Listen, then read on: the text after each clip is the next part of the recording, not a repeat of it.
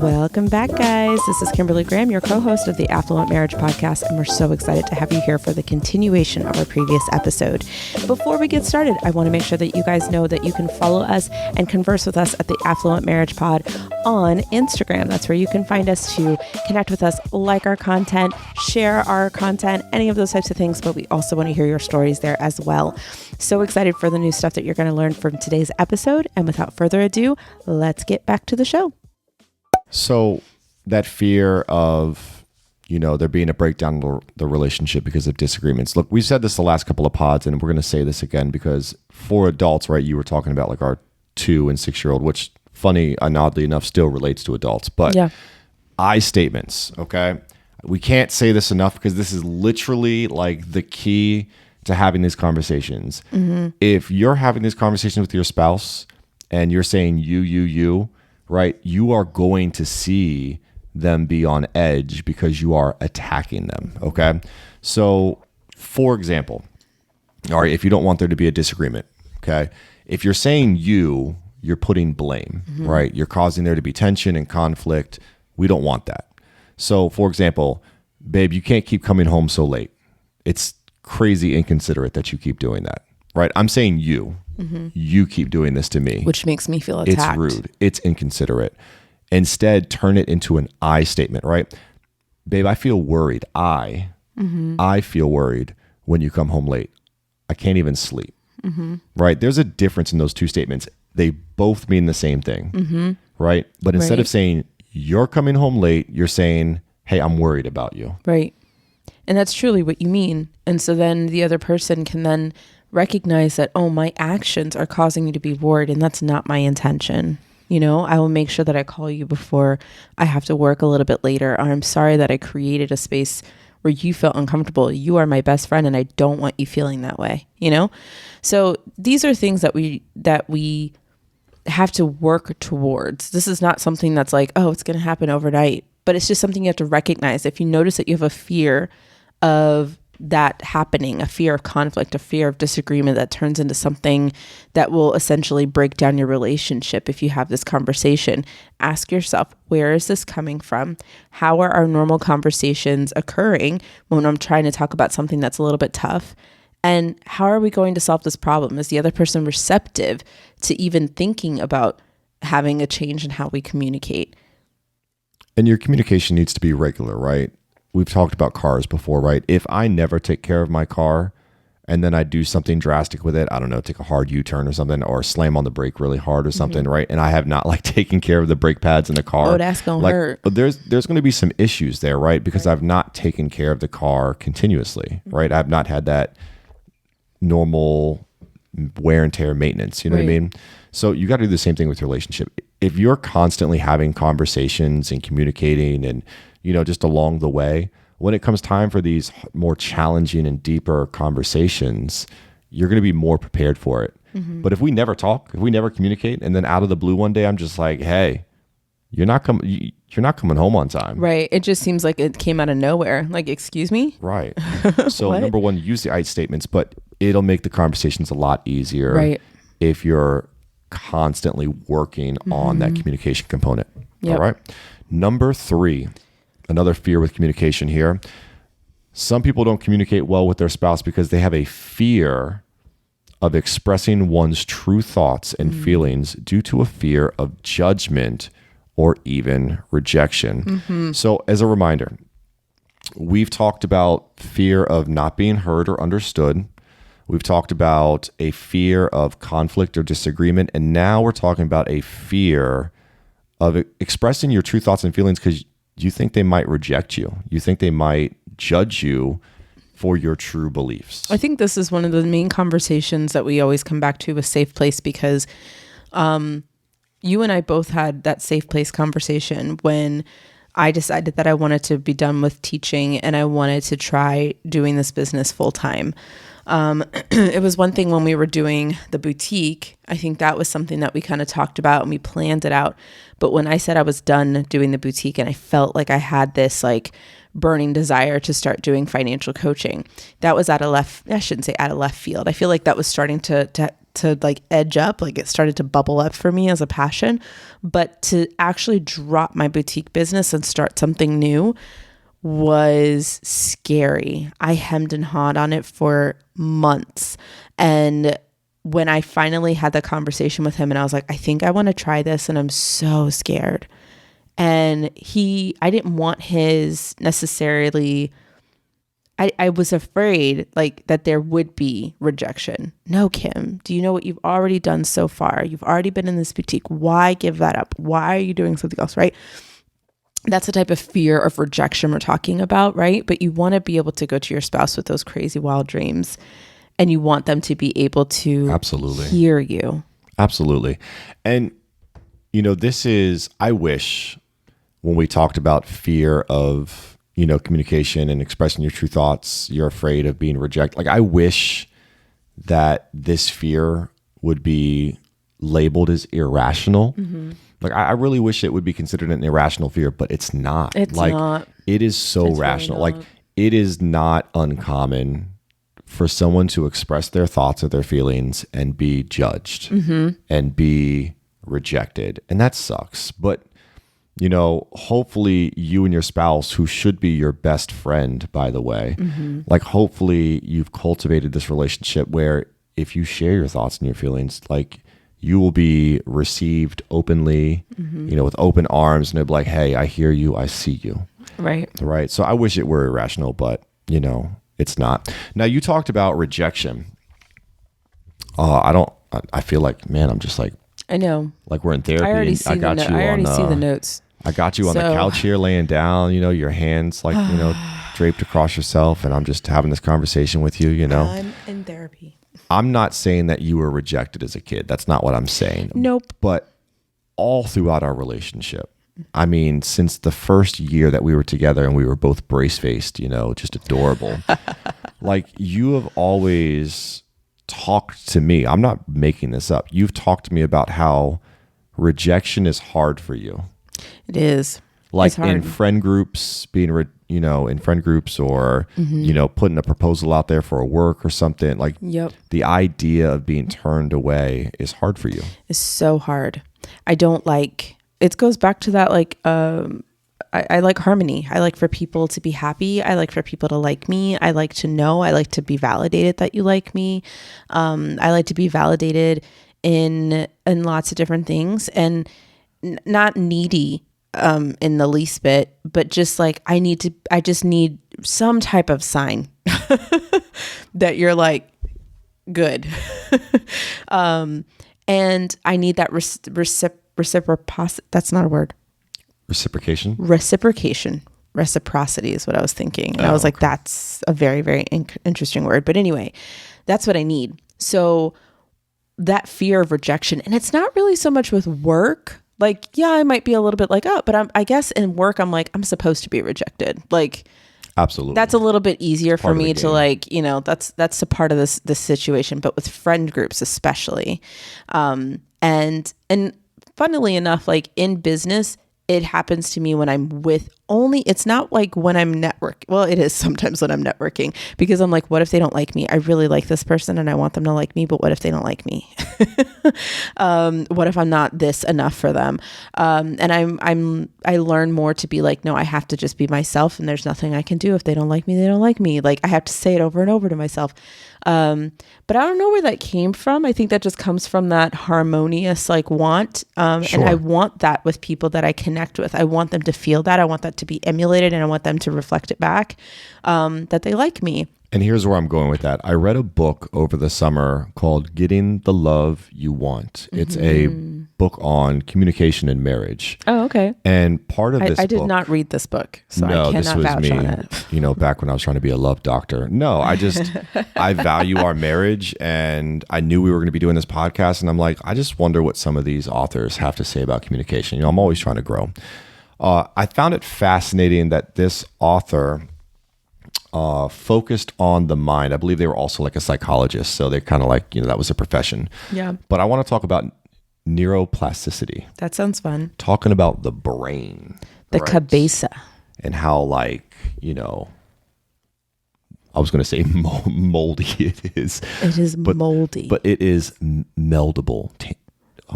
Give me a word here for like malleable. Malleable. There you go. Yeah. That's a lot better than moldy. Yes.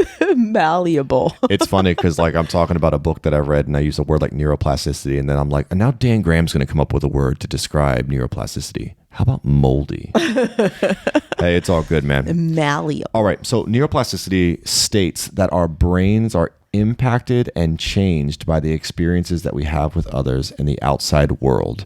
Your brain changes literally every time you interact with somebody. Crazy. Every single interaction you have throughout the day, throughout your entire life, has an impact on your brain. That's really interesting. So imagine the impact if your environment is an environment that is negative, speaking, very, lots of yelling, versus an environment that is more nurturing or lots of hugs and lots of like, think about how moldy those brains are, man. Think about how moldy those brains are. It really, that's interesting. I think it's more interesting. Sorry, before you got this, I think it's actually more interesting that still happens as adults. Because it would be more like, I understand like as kids, like, yes, we know kids are sponges and their brains are changing, but as adults, this is still happening. Right. So here's what neurologists have discovered. They discovered that experiences from your childhood are recorded in your brain as chemical pathways linking to individual nerve cells. So later in life, when you have a conflict with your partner, the intensity of your response can be amplified by this hidden pathway. So if you have a childhood trauma or you had an issue in childhood with rejection, right? Your brain has interacted with that feeling, right? So your individual nerve cells have been impacted. So later on when you're an adult and these conversations come up and you wonder like, man, why did my wife response? But like, why did my wife, like, that's so out of character for her. Like, why did she just, like, I didn't think this conversation was that big of a deal. Like, why did she blow up when we started talking about rejection? Or like, why did my husband just storm out of the room when we started talking about whatever, right? It's very possible that they had such a strong, intense reaction because of neuroplasticity, right? They had an experience when they were a child and they had very strong connections and emotions and feelings around that. And you brought them all the way back to that moment when you had that conversation. It's like a trauma response. It's not something fight or flight, baby. You know how sometimes we have like moments where we're like, I don't know why I react that way. It's just what I do. You know what I mean? It's just who I am. But we don't actually dive deep as to why we are wired this way. And so understand that this neuroplasticity that you're referring to that's happening from childhood to adulthood, these chemical pathways, that if we're trying to shift them and change them, they are not going to change overnight.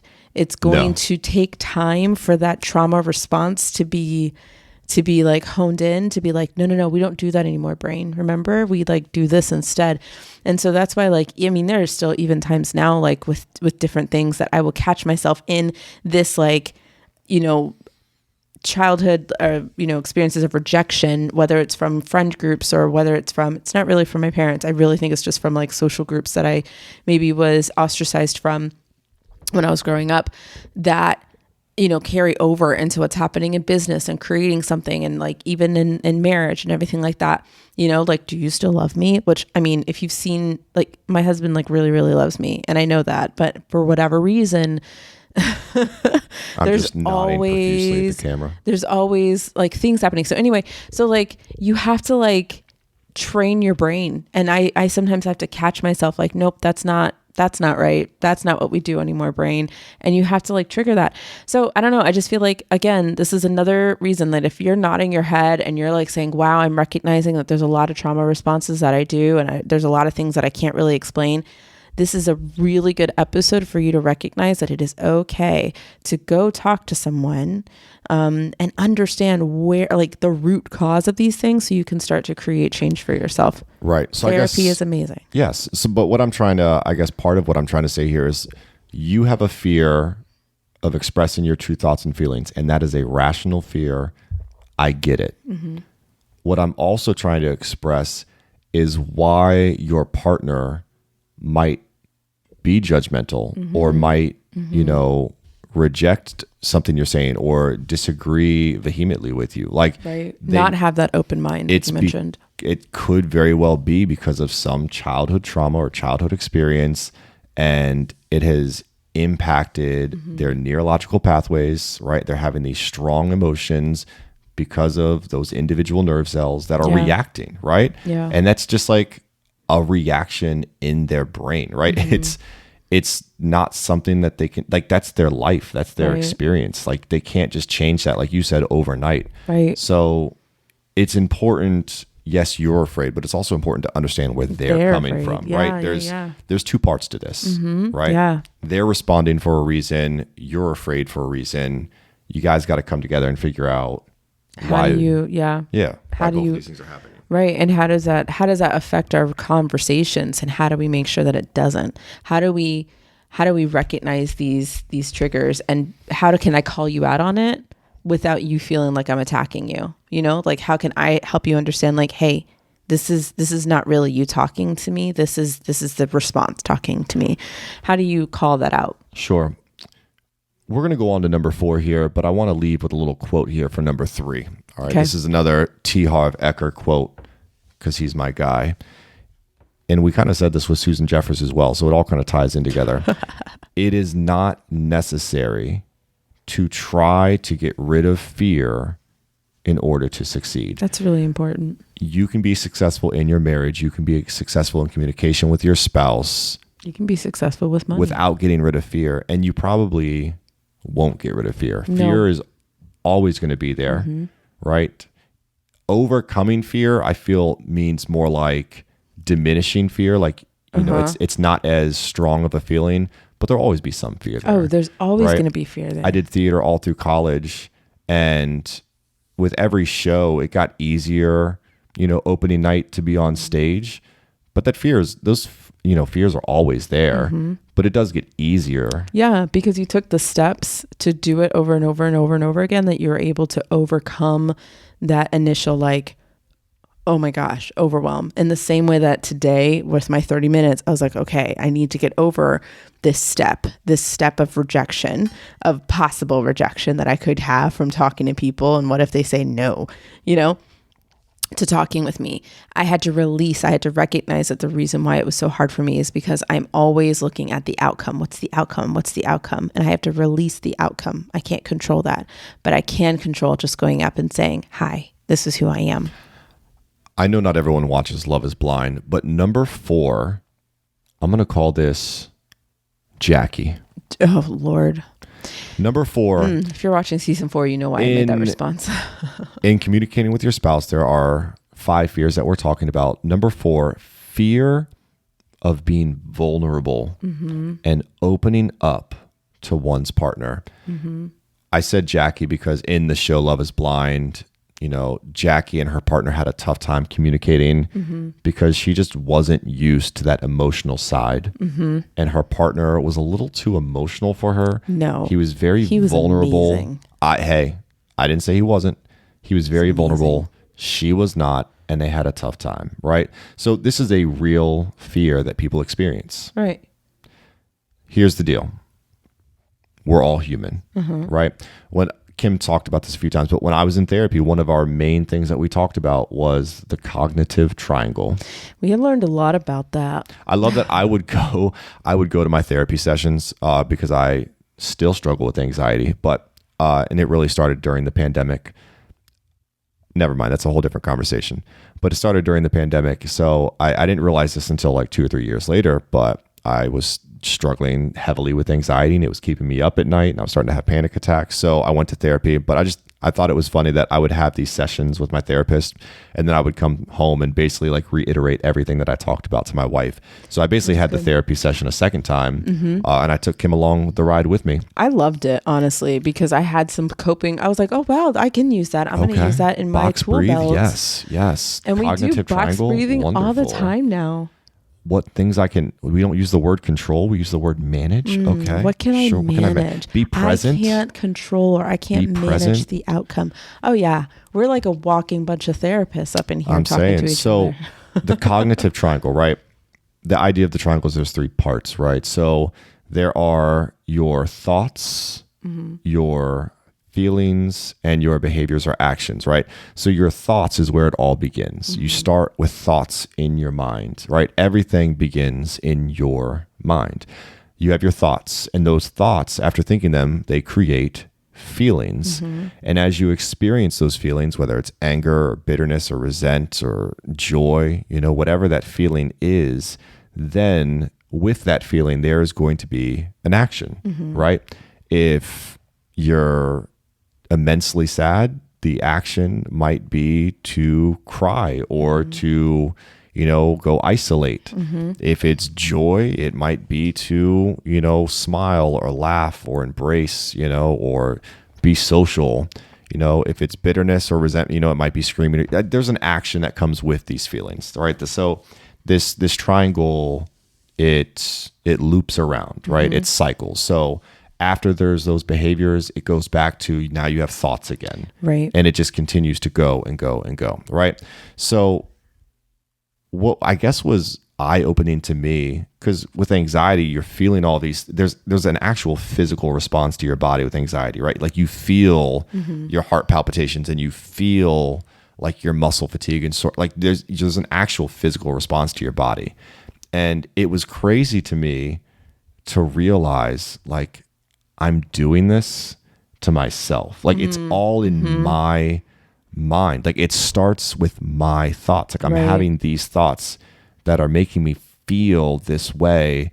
And then I'm, having some type of behavior, but it was having a physical response on my body. And I don't know, it was just crazy to think that, I'm the manager of my own mind. And are you ready for this? Because this blew my mind, because this is also a quote, but I'm the manager of my own mind, but no thought lives rent free. No thought in your mind lives rent free. Those thoughts have a cost. Right. And the cost of those thoughts ruminating in your mind, it can be your sleep. It can cost you your energy. It can cost you, your focus. It can cost you your time. It can cost you your joy. Like it could cost you your marriage. There is a cost for these thoughts that are ruminating in your mind. No thought lives rent free. So if you want to build generational wealth, if you want to have authentic, communication with your partner, like you need to manage and take care of these thoughts. Otherwise, you're going to throw yourself into, a spiraling pattern of deep depression or anxiety like myself. So all that to say, but you've gotten better. We're all human, right? We all have thoughts. We all have feelings. All right. And it can be hard to be vulnerable. It can be hard to open up, it's scary, but it's worth the payoff because no thought lives rent free. Why lose sleep? Why lose time? Why lose money? Why lose your partner, your best friend with these thoughts ruminating? Yeah. Yeah. Hey, this is Kim Graham from the Affluent Marriage Podcast. We hope you're enjoying what you're listening to so far. But if you're thinking to yourself, man, I wish I knew more about what's going on in Kim and Dan's world, I want to ask some specific questions and be able to get extra resources, well, you might want to think about joining the Graham fam. Now, I know I love exclusive content and I love having more of Kim in my life. And if that's something you're interested in, you can be a subscriber and you can get exclusive episodes that no one else is going to hear. That's going to help you build generational wealth and have more authentic two-way communication. Links are down in the show description. You'll be able to click and see more information about Graham Fam, and we hope to see you behind the scenes. Have a great one, and let's get back to the show. That's so good. I'm so glad that like the cognitive triangle, therapy, especially that it all starts with your head, that it really is your mindset. It just goes back to that. And I know that's such a trendy word that I think we've all come to. Sometimes I think trendy words, I'm like, is it trendy or is it just because I'm old enough that I'm like, oh, I get it? But I really do think that it is something that is just more trendy and mainstream. But in schools, like we talked about, we've been talking about growth mindset for the longest time. Like this is not new to talk about growth mindset versus fixed mindset. We've been trying to talk to our kids about this. But when we understand how it actually starts with us too, that if we have a mindset that is causing us to grow, that we can actually manage our behaviors. And then it actually goes down to making sure that we are creating better actions and behaviors that go along with these thoughts in the long run. So I just think it's so important to be vulnerable and to be open with each other. I just think it adds so much more depth to your relationship. True. Like without that vulnerability, without that, it's just such a surface level relationship. It's true. You know? It's true. I mean, yeah, like if you're not willing to have a deep conversation with your spouse and really talk to them about something that's truly happening within you, whether it is stupid or whether it's not, I shouldn't say stupid, whether you feel it might be stupid or whether you feel it might be silly or just whatever. But if it's a real feeling and you feel like I can't talk to my spouse about that, you really got to investigate that. Absolutely. And again, it could go back to some of the other fears. Like a lot of these do tie in together. Like maybe you're afraid to be vulnerable because you're afraid you're going to be rejected or dismissed or not heard or not understood. Like they all tie in together. But it's important to be vulnerable, right? Because is that uncomfortable? Yes. But like my good man T. Harv Eker says, the only time you're actually growing is when you are uncomfortable. It's true. Right? If you are comfortable, then chances are like you're just kind of going through the motions. Mm-hmm. Everything's gravy, Davy. Right? But when you actually step out and do something different, right? That can be challenging, but you know you're growing. And that's why I say, like, I don't ever want to be comfortable. Mm-hmm. Like I always want to be uncomfortable. Just a little bit. Just to keep pushing me in the right direction. Well, start a business and you will constantly be uncomfortable. That's what I'm doing right here. Because always uncomfortable in a business. It's not as easy peasy as you think it is. Not that you think it is, but it's not as easy peasy. People are like, oh, you have a business. You do whatever you want with your time. And I'm like, my brain is always on my business.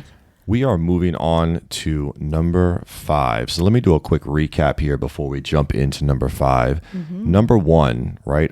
We talked about some common communication fears. Number 1, fear of not being heard or understood by your partner. Number 2, fear of conflict or disagreement that could lead to a breakdown in your relationship. Number 3, fear of expressing one's true thoughts and feelings due to fear of judgment or rejection. Number 4 is Jackie. Fear of being vulnerable or open to your partner. And number 5, our last fear that we're going to talk about in communication, fear of being too critical or hurting one partner's feelings. So this almost like flips the script. Like the other ones are very much like, I don't know if I'm going to be hurt or I might be rejected. This one's more like, I'm afraid to have this conversation because if I say this to my partner, like I'm going to hurt him. I'm going to hurt her. Like I'm going to be too, but they need to hear it. Like this needs to be said, but I'm afraid to say it. Right. Yeah. I almost think about it. Like if you have a spouse that's like, I want to be a singer and you're like, oh, my girl can't sing. How am I going to talk to her about this? That's what I feel like.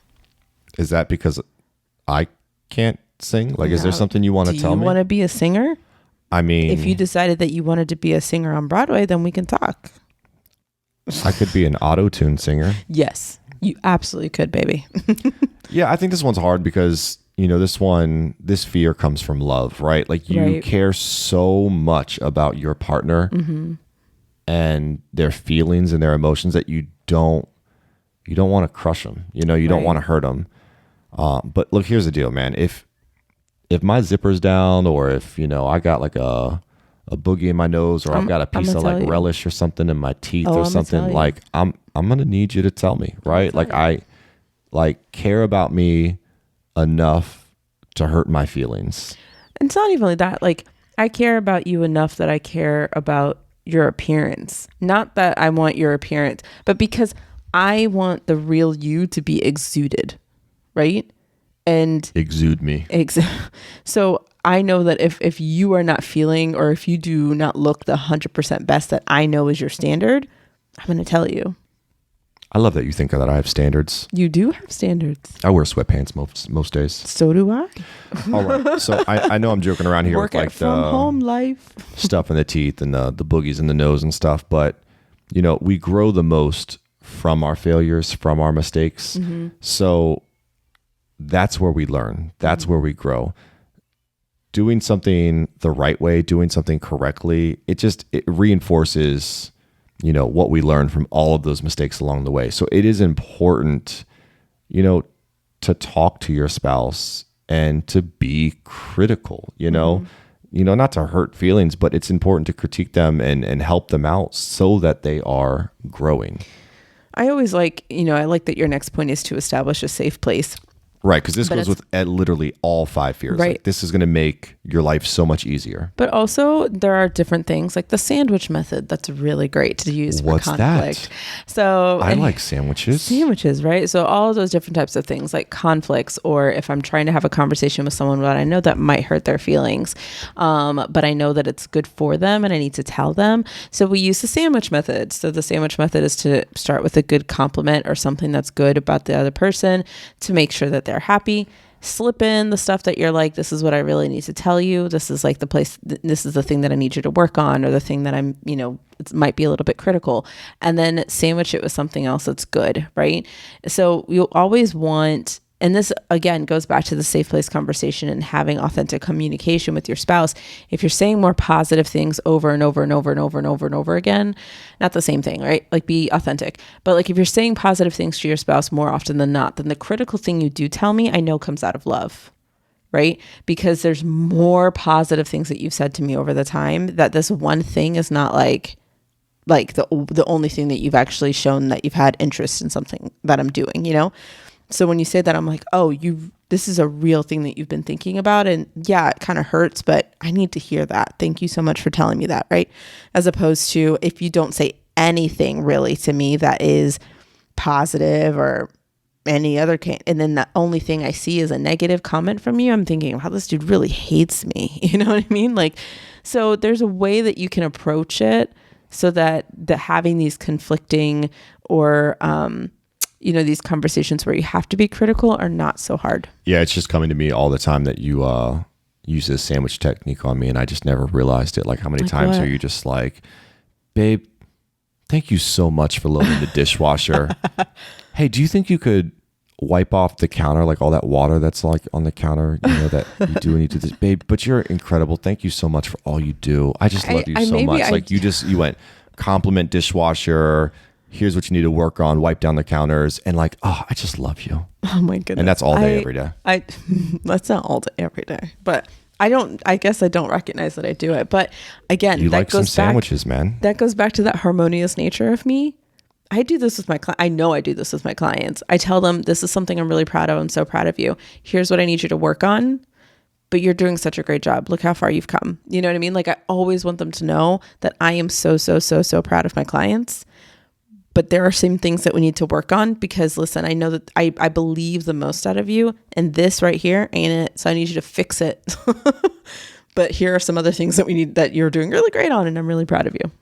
So here's the deal. All 5 of these fears are rational, right? Mm-hmm. They all make sense. It makes complete sense that you feel this way, right? It's justified.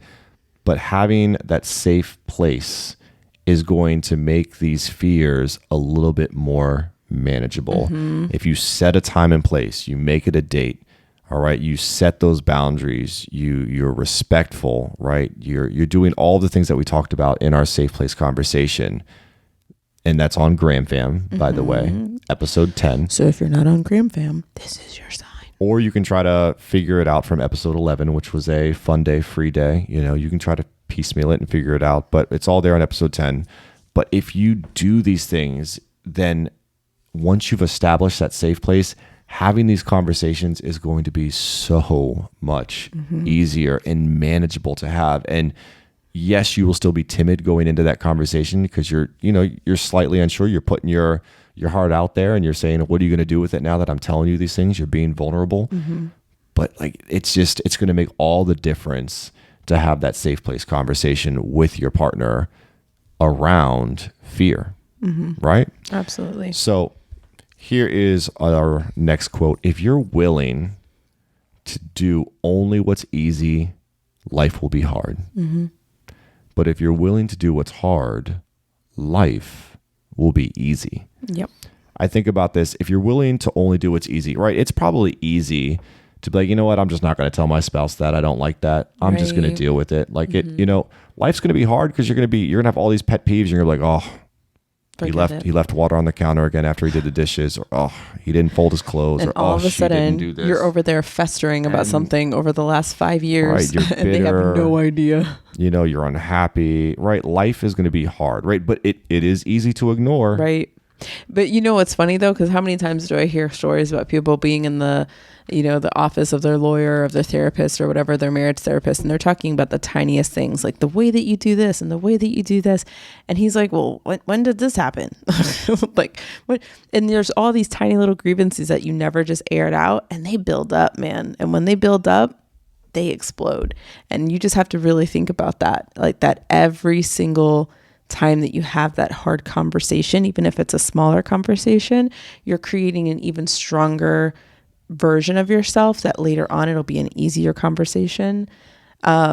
Moving forward, you're just creating Right. I never really watched yourself. How I Met Your Mother, but it reminds me of Such like a how good show. everyone had that little thing that like bothered Yes, each other, baggage. like chewing loudly, Yeah. or whatever it was. What were some of the other ones? They had baggage, like they always had like all of them had some type of baggage, like they sang too much or they chewed really loudly or they overcorrected people, and it was things that you didn't even notice until the other person said something about it and they were like, oh my gosh, you do that. That's like a really good episode. But that's what that makes me think of. So it's important to do the hard thing and have those critical conversations with your spouse, because then life will be easy, because it'll be out there in the open. It's on the table. They're aware of it and they can make those active changes. All right. So if you are struggling with marriage communication fears, it's important to recognize that effective communication is a skill that Everything's a can skill. be developed. It can be improved over time. Some strategies that can be useful include, like we talked about, active listening. It's a part of the safe place. Using I statements. We talked about this in the safe place instead of you statements. Expressing empathy and understanding, and being open and honest with your partner. It's important to make time for regular check-ins and conversations. Hey, didn't we talk about that in our safe place conversation? We sure did. Wow. To discuss any concerns or issues that may arise in your relationship. You've said this a lot, Kim.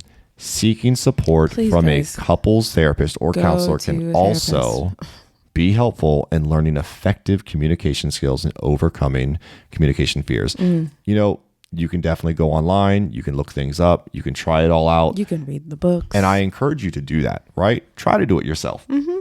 But if it's not working and you're coming to a pass, why not get help? Get help. Get Right? help. What's the worst that could happen? All right. So a call to action, Kim. I mean, I think a call to action for today would just be to identify, and I think you should look inward. I think, yeah, you should look inward. So you should just kind of like identify within yourself, what are some things that I'm noticing then in reference to communicating with my spouse that I feel fear around? Do I have other types of conversations that I've been wanting to have that I'm super scared of having? Another phrase is like a high risk conversation that you've been like thinking, oh, I should have this conversation, but I'm scared because of all of these things that could happen. And really just start thinking about those. Where is that coming from? Where is this fear coming from? Have you tried something like that before? What happened? How can you try and like lead your way to that conversation so it doesn't have the same or, similar outcome? So these are some things that you should think about, and maybe it'll spur a conversation. I love it. Thank you guys so much for listening today to this conversation on fear surrounding communication. We are going to be talking about fear some more. This is going to be part of our series that we're talking about. Yeah, spooky times. But we're going to talk about some of our money fears. That's a good one. Yeah, so we wanted to start with communication because we've kind of been on that communication train with Safe Place and all that. So I thought Yeah. we'd keep the communication train rolling. But Yeah, we're I going to like talk it. about fears with money. Oh, there's lots of fears with money. Oh, absolutely. So thank you guys so much for listening to the Affluent Marriage Podcast. This is my wife, Kimberly Graham, the financial coach, and I am the educator trying to get out, Daniel Graham. Guys, go live in love, walk in wealth. Take care, y'all. Have a good one. Bye.